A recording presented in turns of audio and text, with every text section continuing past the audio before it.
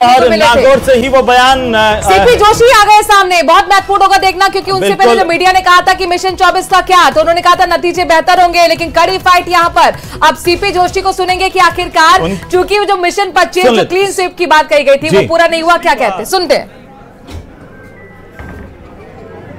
NDA की सरकार नरेंद्र मोदी जी के नेतृत्व में स्पष्ट रूप से बहुमत एनडीए को स्पष्ट रूप से मिल रहा है। और मैं सोचता हूं एक बार नहीं, दो बार नहीं, तीसरी बार लगातार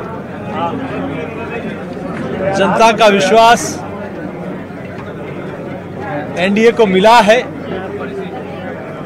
हालांकि जिस अपेक्षा थी उसके अनुरूप नहीं, लेकिन फिर भी अभी हम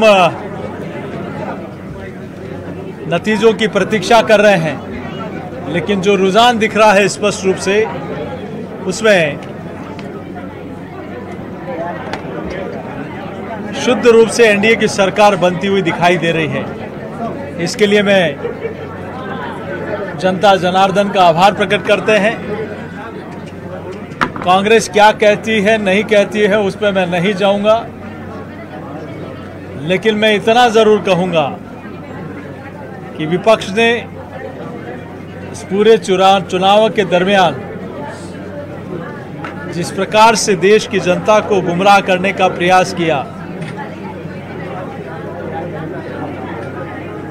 जिस बात का कहीं दूर दूर तक कोई वास्ता नहीं, उन बातों को भी देश की जनता के सामने परोसा गया। जैसा उनका स्वभाव है, आज़ादी से लेकर अब तक जिन्होंने इस देश के कुर्सी के लिए टुकड़े करा दिए भारत माता के, इस देश को सिर्फ नारे और वादे दिए, फिर से उन्होंने जनता को गुमराह करने का कुत्सित प्रयास किया। लेकिन फिर भी देश की जनता का आशीर्वाद, स्नेह और समर्थन एनडीए को मिला। नरेंद्र मोदी जी के नेतृत्व को विश्वास व्यक्त किया, इसके लिए हम सब उनका धन्यवाद अर्पित करते हैं। बहुत धन्यवाद। चुनाव जीते, आप बड़े अंतर से चुनाव जीते हैं। देखिए, मैं इसके लिए चित्तौड़ संसदीय क्षेत्र की जनता का आभार प्रकट करता हूं कि पहली बार किसी व्यक्ति को लगातार तीसरी बार वहां जीतने का अवसर मिला। ये मैं उस क्षेत्र की जनता का आभार प्रकट करता हूं। और ये जीत है नरेंद्र मोदी जी के कुशल नेतृत्व की, ये जीत है वहाँ के कार्यकर्ता और वहाँ की जनता की, जिन्होंने लगातार वहाँ भारतीय जनता पार्टी को जिताने का आशीर्वाद दिया। राजस्थान में काफी कमजोर राजस्थान में क्या वजह रही इतनी सीटें? कांग्रेस पार्टी की ओर से क्या वो भारी पड़ गया, बीजेपी से कार्ड नहीं ढूंढ पाई? देखिए, वो सब नतीजे आएंगे, उसके बाद हर बात की समीक्षा होगी। लेकिन अभी जो देश भर में एनडीए को स्पष्ट बहुमत मिला है, उन सबका, इसलिए देश की जनता का, प्रदेश का आभार। Thank you.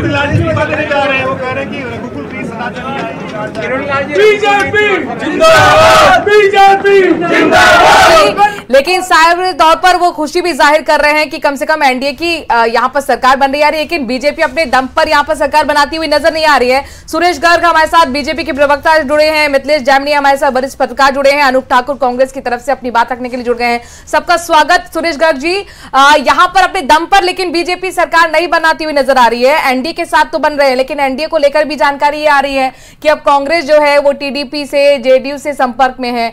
तो अब क्या लग रहा है, क्या हो पाएगा? देखिए, निश्चित रूप से भारतीय जनता पार्टी और एनडीए की सरकार तीसरी बार बनने जा रही है और माननीय प्रधानमंत्री नरेंद्र मोदी जी तीसरी बार हिंदुस्तान के प्रधानमंत्री बनेंगे, इसमें कोई शक नहीं है।